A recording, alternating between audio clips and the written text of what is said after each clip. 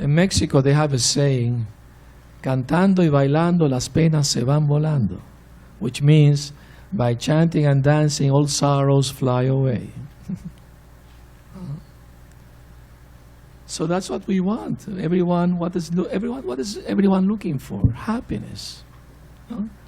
Everything that people do is to be happy, isn't? But there is also suffering. So we want happiness, but we don't want suffering. So what's the solution? How to get happiness without suffering? When Prabhupada visited South America, Venezuela, one lady asked him that question, why we are suffering? And he said, because we have a material body. Material body means you have to be born, you have to become sick and old and die. So you may say that's a very, how to say it, very pessimistic way of seeing life, but that's reality, you know. That's reality, that no matter how hard we try, we end up suffering. That's remind me, once they interviewed Woody Allen, you know, the filmmaker, and they asked him, we hear that you are very, very pessimistic. Is that true? He said, yes, it is true. Why? You are rich, you are famous, you know, you have money, everything. Why are you pessimistic?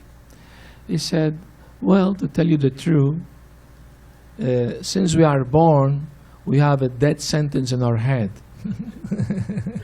And nothing you can do to take it off from.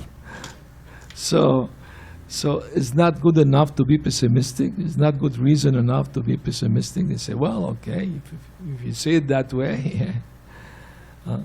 Actually, he made a movie where devotees of Krishna, you know, appear there chanting, and he come to ask them question about life, and they gave him a set of book, and they told him, read this book, you will get the answers. I hope he read the book. I hope so. Anyway, we are inviting everyone to read these books and to chant Hare Krishna, to experience some real spiritual happiness. You know? Once I was giving a lecture in the university in San Antonio, in Texas, and one student asked me this question, a challenging question actually. He said, can you honestly tell me that you're happy? No? You're really happy. And I told him, my answer was, well, look, I know where real happiness is, and I'm walking toward it. And that walking makes me happy. He said, oh, that's an honest answer. I agree, I like it. So that's very important thing to know. Where is real happiness? Suppose a man get lost in the desert. He's looking for water. And if somebody gives him a drop of water, is that going to satisfy him? No. You need much more quantity of water to quench your thirst in the middle of the desert. A drop doesn't do nothing. May increase your thirst. In the same way, you know, in this material world of birth and death and suffering, if we get a little happiness by pleasures of the body or the mind, you know, that is not going to satisfy our real self.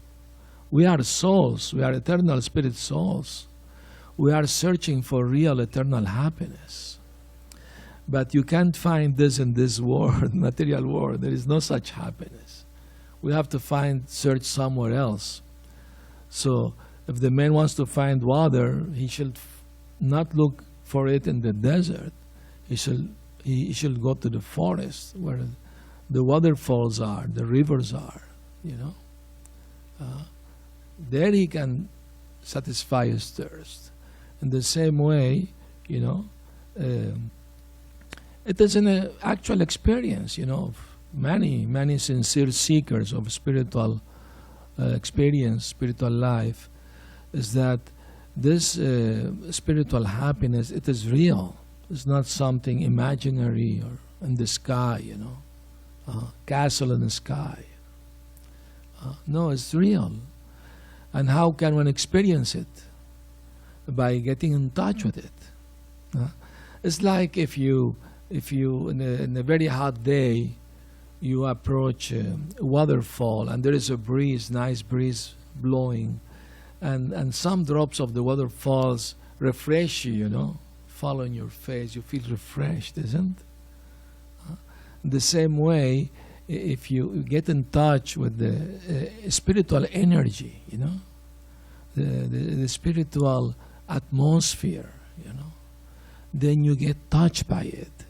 It's something like magical, practically speaking.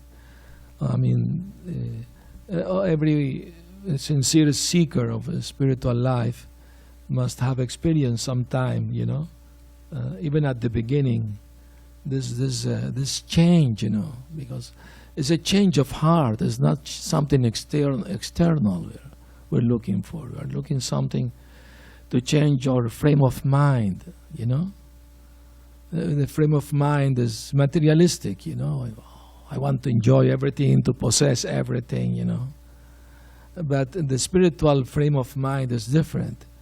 You see how the energy of God working, and you admire it, but you don't want to exploit it. You don't want to lord over it. You just try to see God in everything, and by chanting His name, you feel satisfaction. You feel spiritual satisfaction. And how does this work? It's like if a hungry man is offered a nice prasad plate, with every morsel he takes, what happens? His hunger diminishes, and his satisfaction increases, isn't it? With every morsel. So the spiritual practice is like that. When we practice sincerely the chanting, and reading the books and knowing the philosophy and trying to live by it, we experience that our hunger for material things diminish and our spiritual satisfaction increases. So that's a proof that you are in the right path. That you found actually something real, something bona fide. So that's the secret. Of course, there are so much more. We can talk about the spiritual experiences in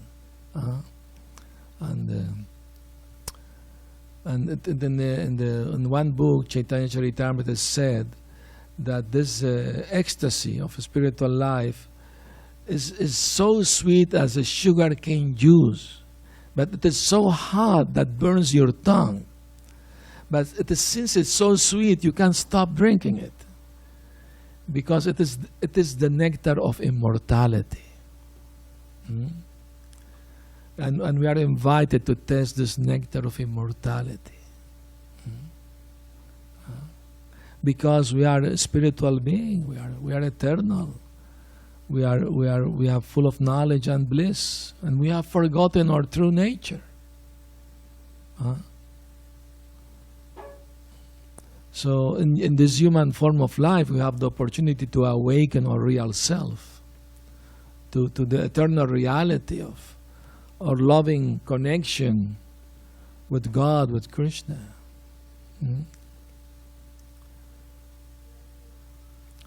So I would like to hear from you if you have any comment or questions, so we can have a little conversation. If you want to, it would be nice.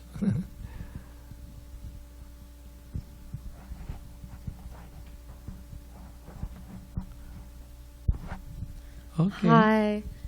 Yes. Thank you so much. This is my first time here. You're welcome. What's your name? My name is Topanga.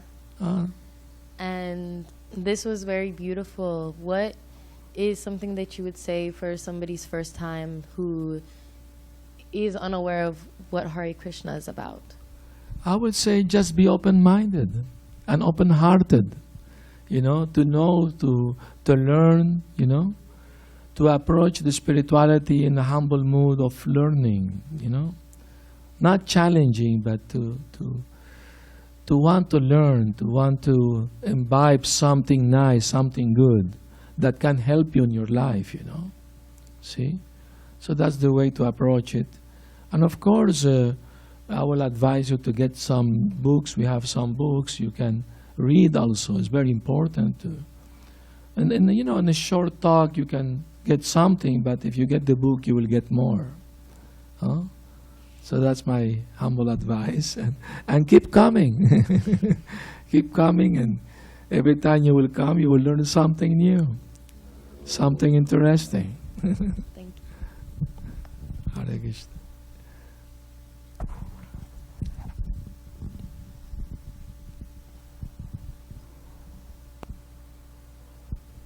Here? Are there any characteristics for a monk? The characteristic of a monk. Yes, the first characteristic of a monk is that he practices celibacy. He makes a vow not to have sex life. That's a monk. No? Otherwise, he can't be a monk and have a girlfriend. Then he's not a monk. So that's the first thing. Second thing is a simple life. Simple life, high thinking. Try to have the bare minimum on life, not accumulate more things more than needed. And monk lives in the temple, generally speaking. And they have the company of other monks, so encourage each other to wake up early in the morning and come to the program and chant and listen to the practice, invite people to come. It's a missionary work to encourage other people to want to know about Krishna. Krishna is God, and God is Krishna. So, all religions of the world are looking for God, isn't it? And this movement, Hare Krishna movement, is presenting, here is God, Krishna, accept Him. If you have a better candidate, okay, we are open-minded people. Present. God is not Indian or Christian or Jew or Muslim. God is one. He's the origin of all the universe. It's like the sun. The sun rises from the east. But the sun is not Eastern or Western. It's not Indian sun or Japanese or Mexican or American sun. Sun is for everyone. Isn't it? The same way, Krishna is for everyone. All religions speak about God, but how much they know about God? How He looks like. I remember when I was a teenager, once I asked a Christian priest how God looks like, because the Bible says we are made in the image of God, so He must have a form. He said, well, nobody have seen God. It's a mystery. Say how He knows. Did He ask the millions of people on the planet? Maybe one person may know. So, and my guru, Bhaktivedanta Swami Prabhupada, spiritual master, he brought this information. And based on the holy scriptures of India, the Vedas, it's like, this is historical, it's not mythological like some people think, It's not mythological, it's real. And Krishna came to this world 5,000 years ago. And he spoke the Bhagavad Gita, and he did the amazing miracles. So you want to know about the life and teaching of Krishna? We have the books that speak about it. So it's a great information, to say. So a monk lives for that purpose, to learn more about God and to try to teach other people about God. That's his main concern. And the monks in the Hare Krishna movement, they're social people. They deal with people every day. They go out and try to give the books to the people and to read them and to invite them to come to the temple. So it's not like the traditional monk who go into the monastery and don't speak with anyone, and they make the vow of silence, and once I was giving a lecture in Mexico, and one man challenged me, isn't it better just to keep silent? And I told him, real silence means not to speak nonsense.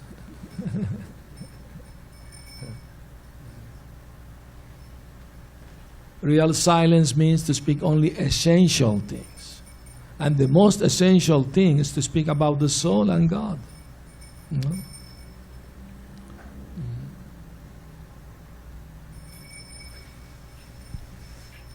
Yes. Hare Krishna Maharaj, Hare thank you for a wonderful kirtan in class. I've always wondered, since there's so much malice, malevolence and evil in the world, and there's a source to everything, would you say that Krishna is all benevolent, or does he have a malevolent or indifferent aspect to him? Krishna is all good.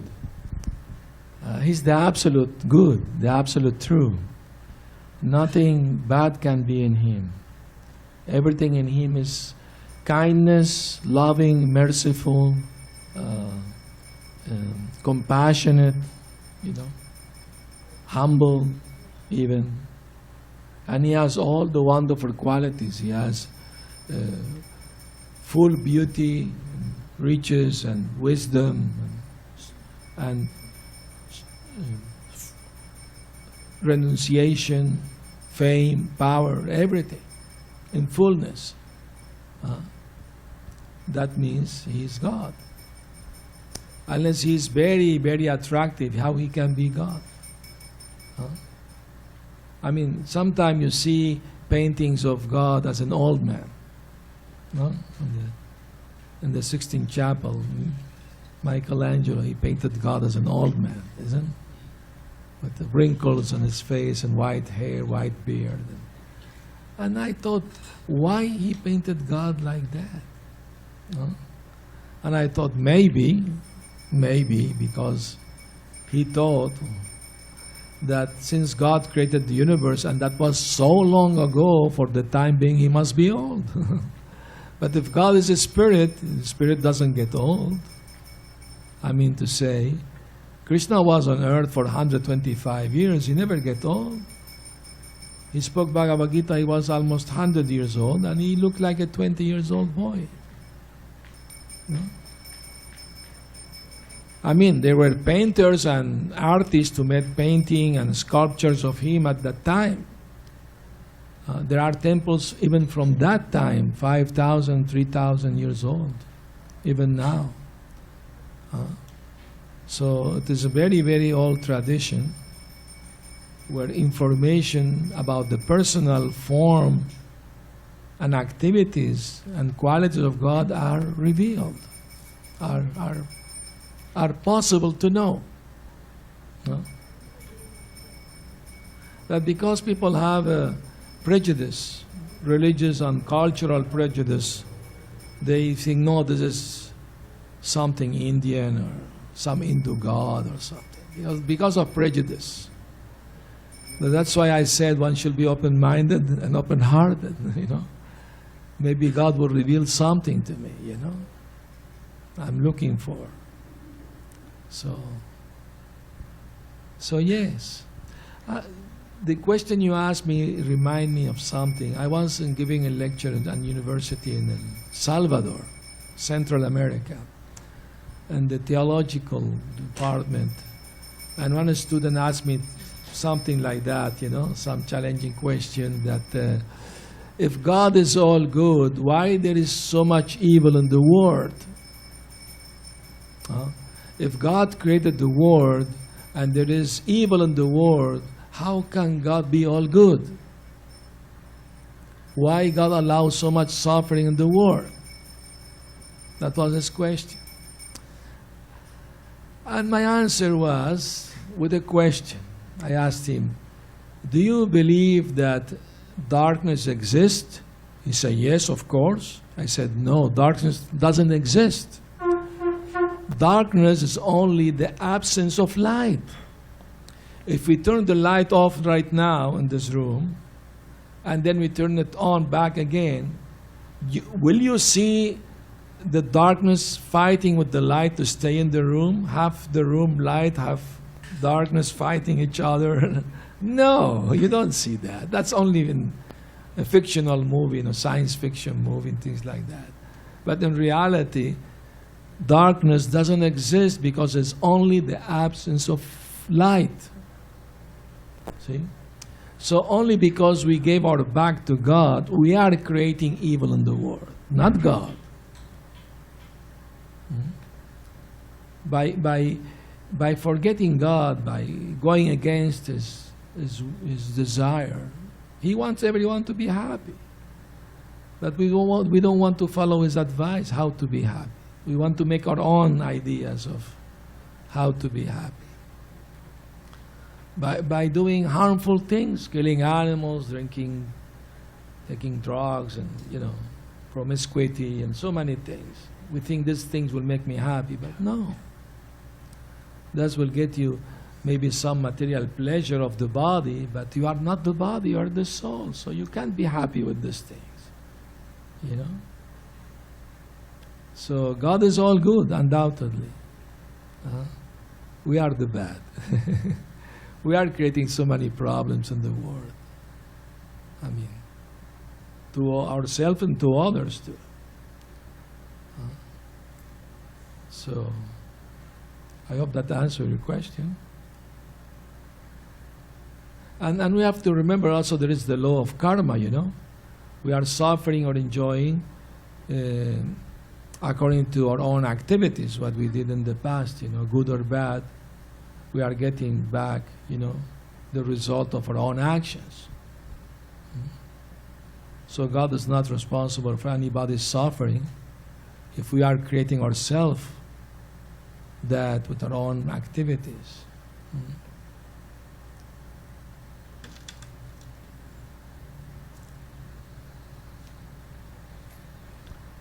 Yes? Hare Krishna. Hare Krishna. Based on what you just said about the lightness and the darkness, do you think that anger is darkness and love is light, and anger is just no love there?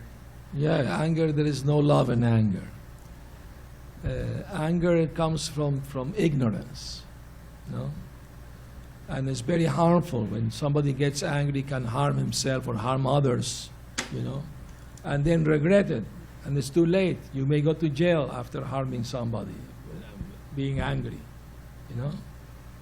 So, and love means you want the good for everyone. You don't want to harm anyone, A devotee of Krishna doesn't want to harm even an ant, If he sees an ant, he doesn't want to step on it. He said, no. Why should I harm anybody? So that's why we don't eat meat, because we love the animals. We don't want to help killing them, make them suffer. So if we learn how to love God, then we can love everyone, because everyone is part of God. Not only humans, animals too.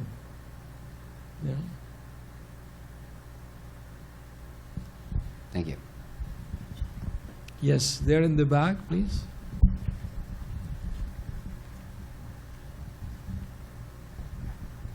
Hello.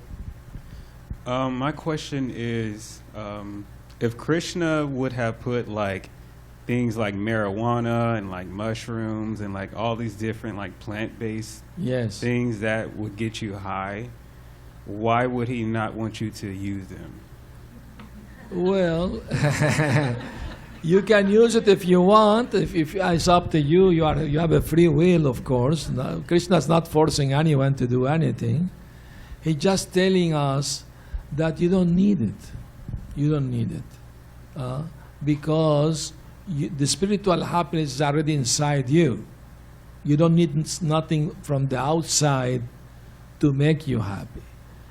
Because all these things, plants or chemicals, whatever, drugs, they are material. Well, how something material can give you spiritual well-being or lightening? It's an illusion. It's not real.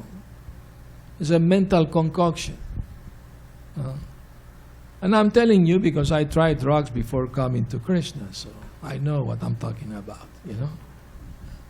Although I've been practicing for more than 45 years. But it's reality. We see it as something of prohibition, not this, not that. No. It's not an imposition on the mind. It has to come from you. When you are convinced, then you know, I don't need this. If you are not convinced, you will keep doing it until you realize that it's not making you happy. It's just making you tripping, that's all.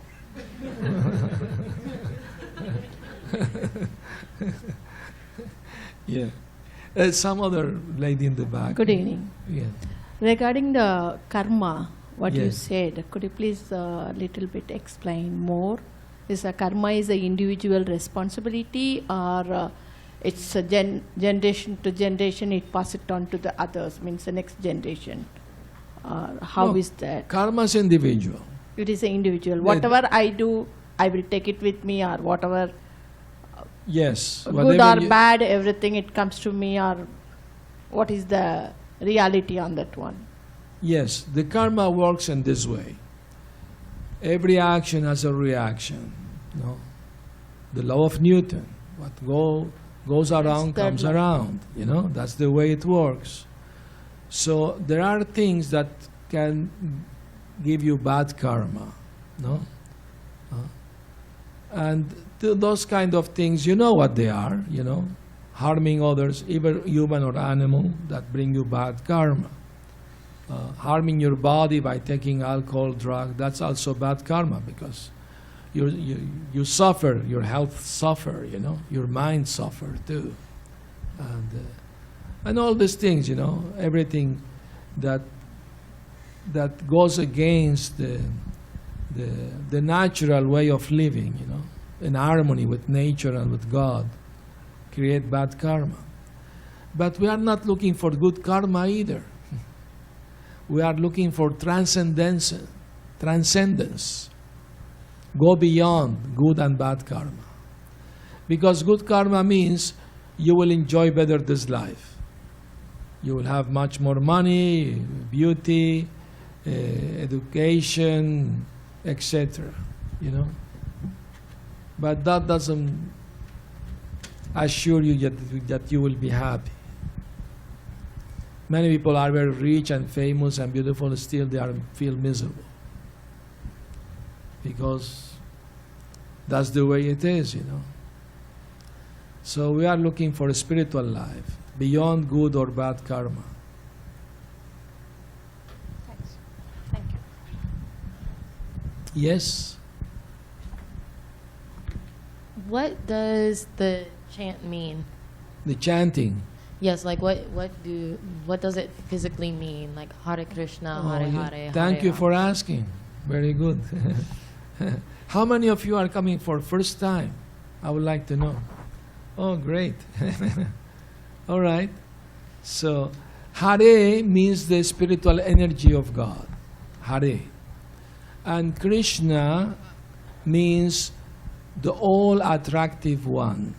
God is all-attractive because He's not only very, very beautiful, but also famous and powerful and wise and renounced. All the wonderful qualities. So He's all-attractive. That means, and Rama means the fountainhead of all spiritual bliss or happiness. You know? So when we chant Hare Krishna, we are invoking God and His energy. We are saying, O energy of God, Hare, O Krishna, please accept me again.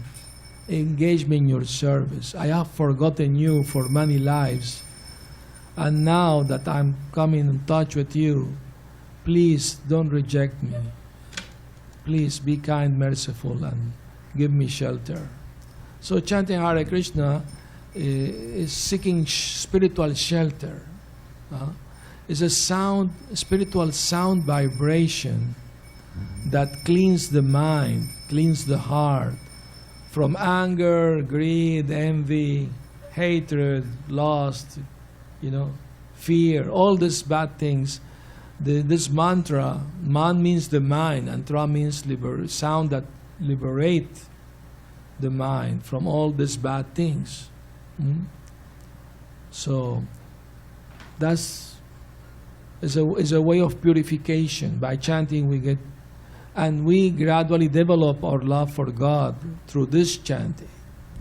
Because God is absolute, He's not different from His name. If I'm thirsty now, I start repeating water, water, water, water, I get more thirsty. Because water and the word water and the liquid water are two different things. But in the spiritual life, the sound and the object are the same absolute thing. So when we chant Hare Krishna, we get in touch with Krishna. It's like if you want to hear a radio, you have to try, even if it is far away, thousands of kilometers away, you can hear it if you know how to, dial it correctly. So in the same way, when we chant Hare Krishna in the proper frame of mind and with absorption, connection, then you get in touch with the spiritual energy and your life changes for good, for better. It's real. It's not a fantasy. You have to try to see it for yourself. It works. At least for many of us, it worked. And that's why we are happy to share it with others, because we want everyone to experience this wonderful chanting. Try it and see for yourself what happens.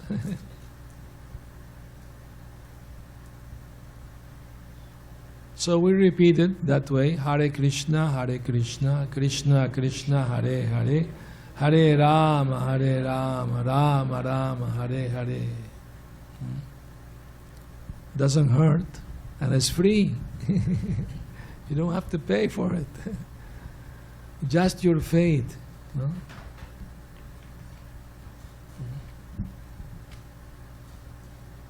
All right, my friend, everybody got his questions answered, I hope. All right, very good. Thank you very much, everyone, for coming. And I'm just arriving today from Mexico, so I'm very happy to meet all of you. Thank Hare you, Krishna, Maharaj. Hari Bol.